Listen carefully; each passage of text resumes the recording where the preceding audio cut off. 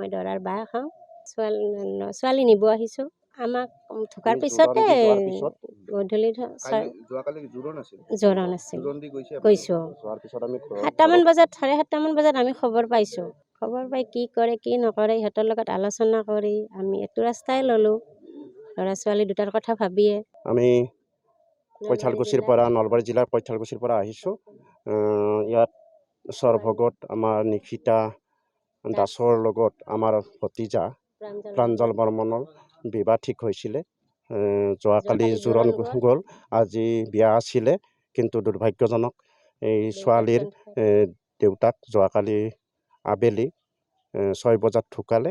গতিকে বিভিন্ন মানুহে বিভিন্ন ধৰণৰ উপদেশ আগবঢ়াইছে, কিন্তু আমি এটা বস্তুৱে আমি আগত লক্ষ্য ৰাখিছোঁ, যাতে ল'ৰা কইনাৰ নাইবা ছোৱালীটোৰ ভৱিষ্যতটো ল'ৰাৰ ভৱিষ্যত চাই বিবাহখন সুকলমে হৈ যায়। তাৰ কাৰণে আমি এই ছোৱালীজনীক নি আমি আমাৰ তাতে বিয়া ব্যৱস্থা কৰিছোঁ। গতিকে যা জগাৰ হৈছিলে, খানাৰ ব্যৱস্থা হৈছিল, গতিকে ঘৰৰ প্ৰস্তুতি হৈছে, কিন্তু এই সময়ত বেলেগ পন্থা নাই। আমি ছোৱালীজনী আমাৰ ওচৰত নি তাতে বিয়াৰ গোটেই ব্যৱস্থাখিনি কৰা হৈছে। গতিকে যাতে ছোৱালীজনীৰ ভৱিষ্যতটো ধ্বংস নহয়, ল'ৰাজনৰো সংসাৰখন ভালদৰে যায়, এইখিনি আমি এটা মানৱতাৰ খাতিৰত এইখিনি আমি আগবাঢ়িছোঁ।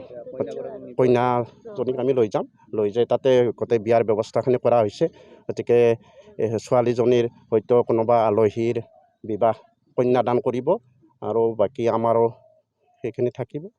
গতিকে যাতে এই এটা মাক দেউতাক নাইবা ঘৰৰ কোনোবা মৰিলেও যাতে ছোৱালীজনী এনেকুৱা হেৰিত ৰৈ যাব নালাগে। গতিকে এটা ভালদৰে বিবাহখন ঠিক হোৱাৰ পিছত ল'ৰা ছোৱালী যাতে ইয়াত ভুগিব নালাগে, সেইখিনি সম্পন্ন হোৱাৰ কাৰণে এটা আৰু সমাজত ব্যৱস্থা হ'ব লাগে এইখিনি।